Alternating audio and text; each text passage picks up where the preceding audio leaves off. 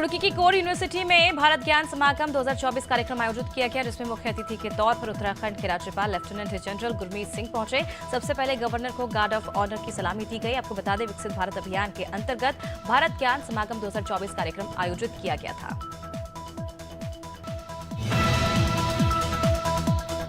मुख्यमंत्री डॉक्टर मोहन यादव ने समत्व भवन में अमेरिकी काउंसलेट जनरल से मुलाकात की। इस दौरान राजनीतिक अधिकारी रेयान मुलैन और राजनीतिक सलाहकार प्रियंका विसारिया नायक भी मौजूद रही। मुख्यमंत्री ने माइक हैंकी और दल के सदस्यों का स्वागत किया।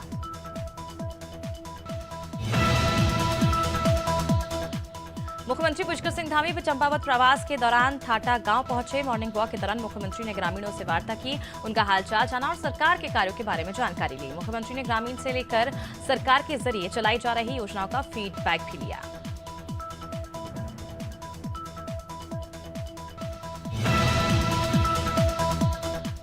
आज पंडित दीनदयाल उपाध्याय की पुण्यतिथि है। मध्य प्रदेश के मुख्यमंत्री डॉक्टर मोहन यादव ने लालघाटी चौराहे पर स्थापित पंडित दीनदयाल उपाध्याय की प्रतिमा पर माल्यार्पण किया और उनको पुष्पांजलि दी। इस दौरान मध्य प्रदेश के पूर्व मुख्यमंत्री शिवराज सिंह चौहान, भाजपा प्रदेश अध्यक्ष वी डी शर्मा मौजूद रहे। मुख्यमंत्री डॉक्टर मोहन यादव ने कहा कि आज का दिन हमारे लिए बहुत खास है।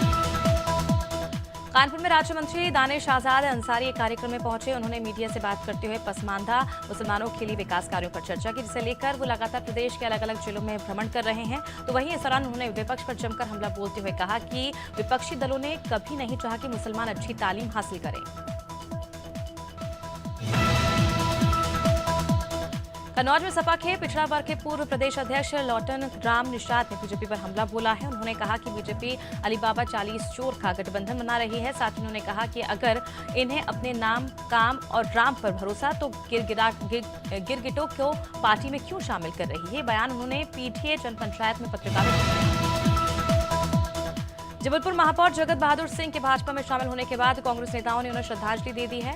कांग्रेस ने आरोप लगाया है कि पैसों के लालच में उन्होंने भाजपा का दामन थामा है। वहीं इसके जवाब में मंत्री राकेश सिंह ने कहा कि डूबती नाव है जिसमें कोई सवार नहीं होना चाहता।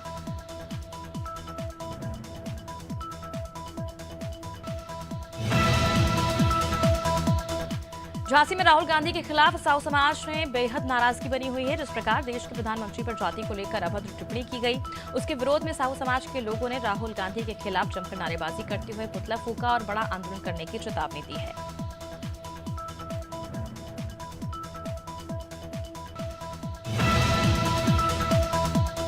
हरदोई में बीज भंडार की दुकान में तोड़फोड़ की गई है। मामला संठीरा थाना क्षेत्र का है, जहां करीब आधा दर्जन लोगों ने दुकान में घुसकर संचालक से मारपीट की। इसी बीच दुकान में रखी नकदी को लेकर हमलावर फरार हो गए। मारपीट में 4 लोग घायल हुए, जिनका इलाज अस्पताल में जारी है।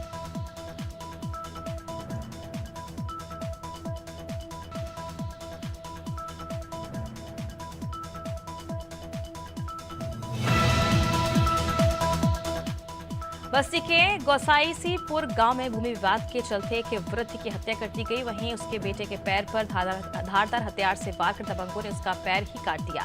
हमलावरों ने युवक की बुआ को भी नहीं छोड़ा, उसे भी मारपीट कर घायल कर दिया और मौके से फरार हो गए। सूचना पर आईजी आर.के. भारद्वाज ने मामला दर्ज कर फरार आरोपियों को हिरासत में ले लिया है।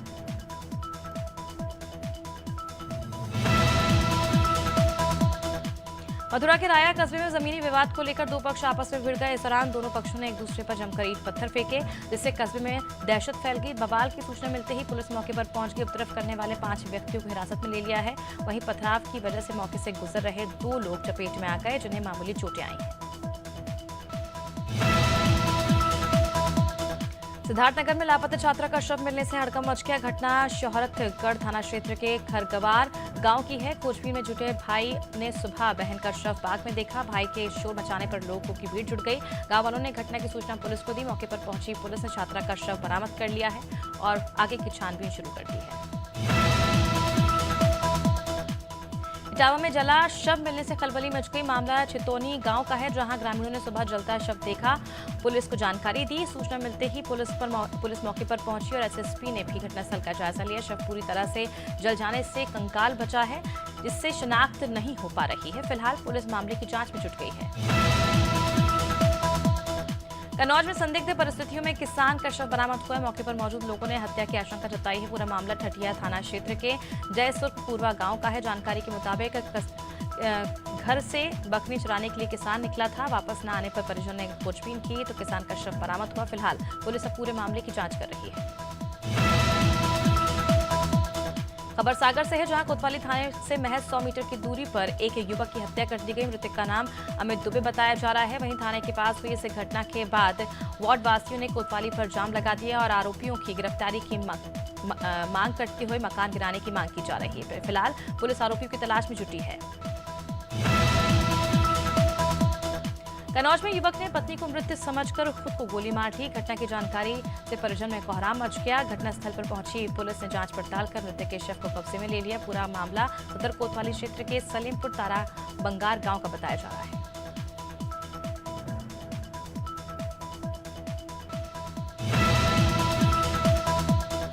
सोनभद्र के अनपारा थाना क्षेत्र के झिंगुर दुहा में मिट्टी का टीला गिरने से 3 मजदूरों की मौत हो गई, जबकि एक की हालत गंभीर है। उसे अस्पताल में दाखिल कराया गया। मरने वालों में 2 महिला 1 पुरुष शामिल है। हादसा तब हुआ जब चारों मिट्टी निकाल रहे थे। हादसे की जानकारी स्थानीय लोगों ने थाने पर दी। मौके पर पहुंची पुलिस ने चारों को मिट्टी के ढेर से निकाला और उसके बाद अस्पताल में भर्ती कराया।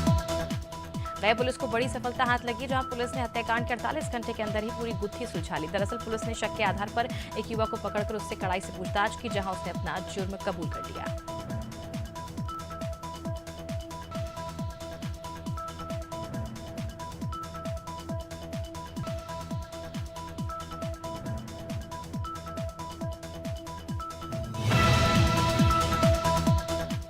एटा से एक दिल दहला देने वाला मामला सामने आया, जहां हत्यारों ने 7 साल की मासूम के साथ दुष्कर्म कर गला दबाकर हत्या कर दी और शव को गांव के ही खेत में गाड़ दिया। मामले की जानकारी लगते ही पुलिस की टीम ने स्क्वाड डॉग की सहायता से शव को ढूंढ निकाला और शव को कब्जे में ले लिया।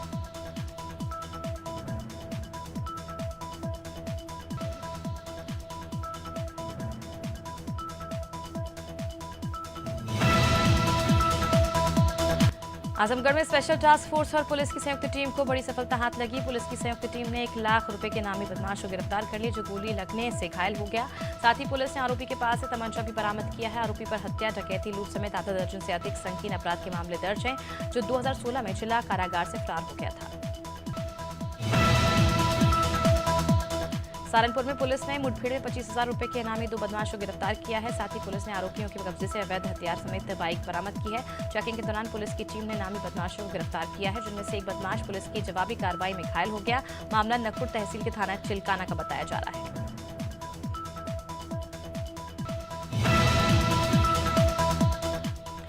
भोपाल की कोईफजा पुलिस ने बड़ी कार्रवाई की है। पुलिस ने मुखबिर की सूचना पर करीब 63 लाख रुपए जब्त किए हैं। पुलिस अधिकारियों ने बताया कि हलालपुर बस स्टैंड के पास कार को रोका गया है, जहां से सागर के नरेंद्र अग्रवाल को हिरासत में लिया गया। साथ ही नोट बरामद कर आयकर विभाग को सूचना दी गई। अब पुलिस पूरे मामले की जांच कर रही है। राजनांदगांव में पुलिस ने 5 पशु तस्करों को गिरफ्तार किया है। बीते दिनों नेशनल हाईवे 53 बाग नदी के पास स्टॉप पर लगाकर रोकने के दौरान संदिग्ध वाहन ने आरक्षक को टक्कर मार दी थी, जिससे आरक्षक की मौत हो गई थी। पूरे मामले में राजनांदगांव पुलिस की 10 अलग-अलग टीमों ने 200 से अधिक सीसीटीवी फुटेज की मदद से 5 आरोपियों को गिरफ्तार किया है। हापुड़ पुलिस ने अवैध हथियार बनाने वाली फैक्ट्री का खुलासा किया। इस दौरान पुलिस ने 2 आरोपियों को भी गिरफ्तार किया है, जिनके कब्जे से 6 पिस्टल, 10 तमंचे समेत हथियार बनाने के कई उपकरण बरामद किए। आरोपी गाजियाबाद एनसीआर के अन्य जनपदों में पिस्टल समेत अन्य हथियारों की सप्लाई करते थे। फिलहाल पुलिस ने आरोपियों के खिलाफ केस दर्ज कर लिया है। गया में ब्रांडेड दवाओं के नकली उत्पाद का भांडाफोड़ हुआ है। पुलिस ने मुफस्सिल थाना क्षेत्र के उत्तरी लखीबाग के एक मकान से भारी मात्रा में ब्रांडेड कंपनियों की नकली दवा बरामद की है। हालांकि इस संबंध में अभी तक किसी की गिरफ्तारी नहीं हुई है। वहीं इस ब्रांड की प्रोडक्शन कंपनी ने 4 लोगों के खिलाफ नामजद रिपोर्ट दर्ज कराई है। बहराइच में व्यापारी के साथ हुई लूट की घटना स्थल का डीआईजी ने निरीक्षण किया। साथ ही उन्होंने घटनास्थल पर लोगों से बातचीत की। शनिवार देर शाम आरोपियों ने सराफा व्यापारी को चाकू मारकर लूट की वारदात को अंजाम दिया था। लूट की घटना के खुलासे के लिए 4 टीमें लगाई गई थी। फिलहाल पुलिस फरार आरोपियों की तलाश कर रही है।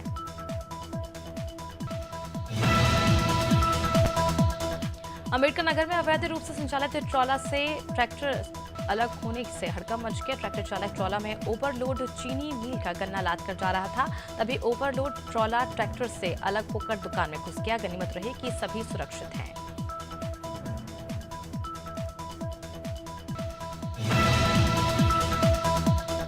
जबलपुर में एक बेकाबू कार ने सड़क किनारे खड़े एक ऑटो और एक कार को इतनी जोरदार टक्कर मारी कि दोनों गाड़ियां बुरी तरह से क्षतिग्रस्त हो गई। वहीं इस टक्कर के बाद कार चालक गाड़ी छोड़कर मौके से फरार हो गया, जिसका सीसीटीवी फुटेज भी सामने आया है। घटना गोरा बाजार थाना क्षेत्र का है। फिलहाल गाड़ी नंबर के आधार पर पुलिस ने जांच शुरू कर दी है।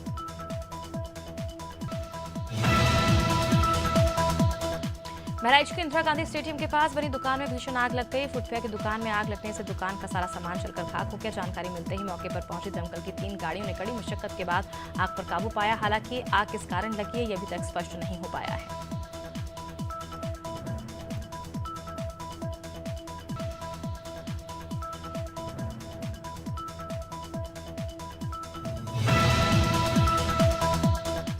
जबलपुर के कुंडम ब्लॉक के अंतर्गत बिछुआ से लगे जंगल में तेंदुआ जाल में फंसा हुआ मिला। ये खबर गांव में आग की तरफ फैली और मौके पर लोगों की भारी भीड़ जुट गई। सूचना मिलने के बाद वन विभाग की टीम भी मौके पर पहुंची और तेंदुए को रेस्क्यू करने में जुट गई। इस दौरान तेंदुए ने खुद को तार से निकाला और जंगल में भाग गया।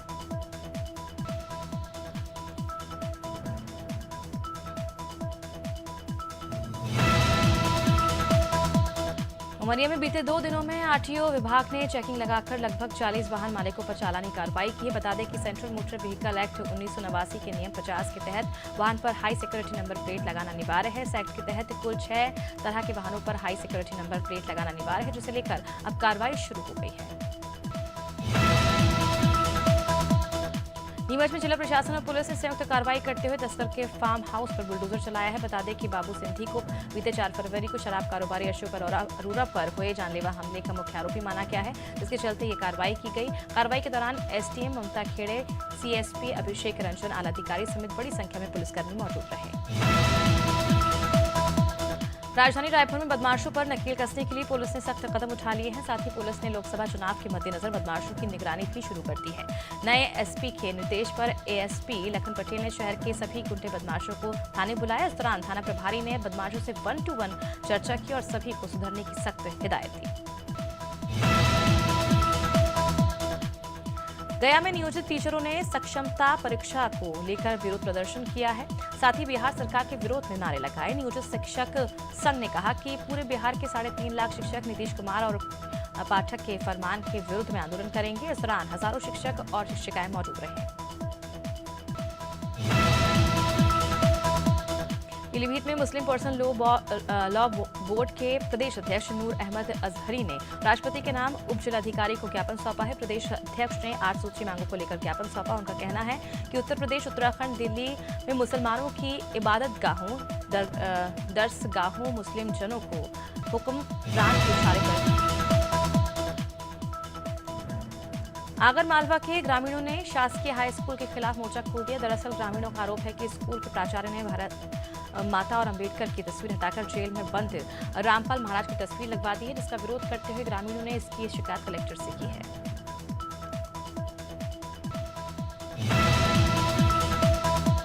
अंबेडकर नगर में राज्य सरकार के मुख्य सचिव दुर्गा शंकर मिश्रा पहुंचे। वहां मुख्य सचिव ने विकास भवन के मुख्य गेट का उद्घाटन किया। साथ ही उन्होंने विकास भवन में रखी महात्मा गांधी की प्रतिमा का अनावरण किया और इसके बाद उन्होंने न्यास पथ का भी उद्घाटन किया। इसके अलावा उन्होंने कलेक्ट्रेट और विकास भवन का भी निरीक्षण किया।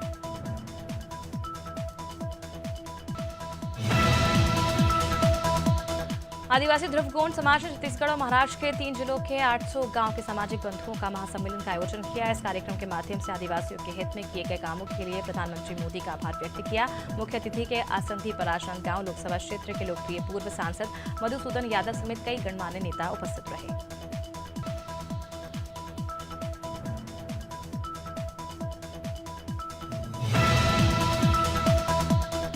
लखनऊ में स्कूली समारोह में बच्चों के सर्वांगीण विकास के लिए एक विशेष कार्यक्रम हुआ, जिसमें छात्र जीवन माइलस्टोन ग्लोबल स्कूल में छात्रों को राष्ट्रहित और एकता का संदेश दिया गया। ये कार्यक्रम गोपरा मऊ के माइलस्टोन स्कूल में हुआ, जिसमें सरोजनी नगर विधायक राजेश्वर सिंह, भाजपा नेता सहित तमाम छात्र छात्राएं उपस्थित रहे।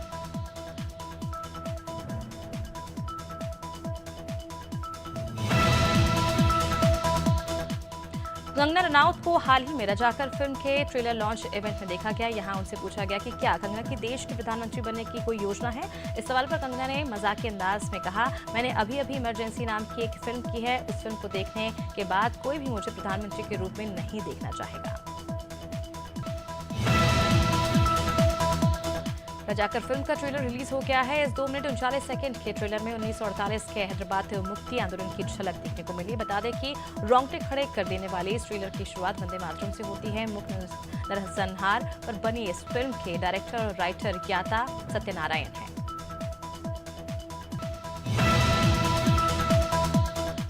शाहिद कपूर और कृति सेनन की फिल्म तेरी बातों में ऐसा उलझा जिया ने शनिवार को इंडियन बॉक्स ऑफिस पर अच्छा कलेक्शन किया है। पहले दिन 6 करोड़ 70 लाख रुपए कमाने के बाद इस फिल्म की कमाई में शनिवार को 40% की ग्रोथ पाई।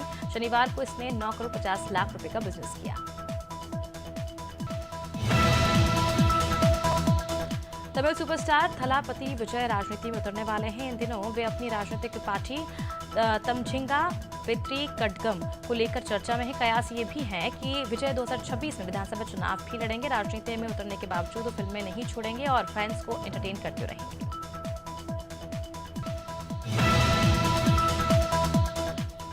महेश बाबू और नम्रता शिरोडकर की बेटी सितारा घट्टा मैनेनी साइबर क्राइम का शिकार हो गई है। सितारा का एक फर्जी इंस्टाग्राम अकाउंट बनाया गया है जो न केवल फर्जी तरीके से खुद को महेश बाबू की बेटी बता रही है बल्कि प्लेटफॉर्म पर यूजर्स को ट्रेंडिंग और निवेश लिंक भी भेज रही है। सितारा की मां नम्रता ने इस संबंध में महेश बाबू की टीम द्वारा ऑफिशियल स्टेटमेंट साझा किया।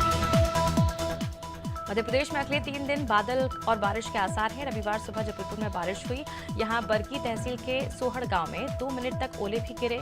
इसके साथ ही नर्मदापुरम, छिंदवाड़ा और कई इलाकों में गरज चमक के साथ शनिवार रात पानी गिरा। मौसम विभाग के अनुसार अलर्ट जारी कर दिया गया है।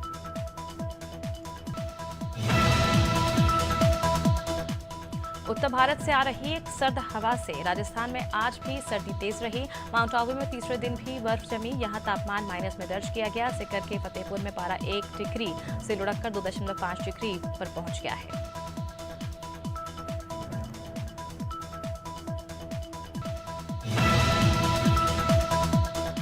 यूपी में अगले 24 घंटे में एक बार फिर मौसम करवट लेगा। 12 फरवरी से पूर्वी और पश्चिमी यूपी में तेज हवाओं के साथ बारिश होगी। हालांकि आज भी मौसम शुष्क रहेगा। गलन का एहसास होगा। वहीं पहाड़ों की सर्द हवाओं के कारण अयोध्या और कानपुर का न्यूनतम तापमान प्रदेश में सबसे कम 4 डिग्री रिकॉर्ड किया गया है। प्रदेश में कल से 15 फरवरी तक बारिश के आसार बने हुए हैं। छत्तीसगढ़ में ठंड का असर बना हुआ है। दुर्ग, रायपुर, अंबिकापुर, बिलासपुर, पेंड्रा में रात का तापमान औसत से कम रिकॉर्ड किया गया। मौसम विज्ञान केंद्र के मुताबिक अगले 2 दिन में रात का तापमान 2 से 4 डिग्री बढ़ने की संभावना है।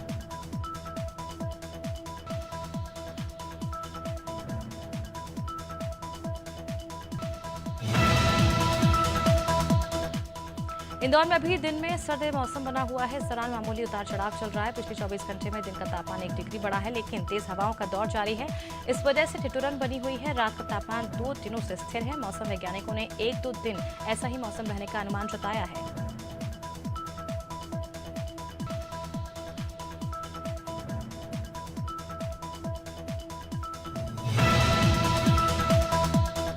मंडला जिले में हुई बेमौसम बारिश और ओलावृष्टि से किसानों को भारी नुकसान पहुंचा, जिसके बाद केंद्रीय मंत्री ने किसानों को क्षतिपूर्ति का आश्वासन दिया है। दरअसल निवास विधानसभा क्षेत्र में देर रात अचानक से आई आपदा से किसानों की फसलें खराब हो गई। यहां तक कि वाहनों के शीशे तक टूट गए।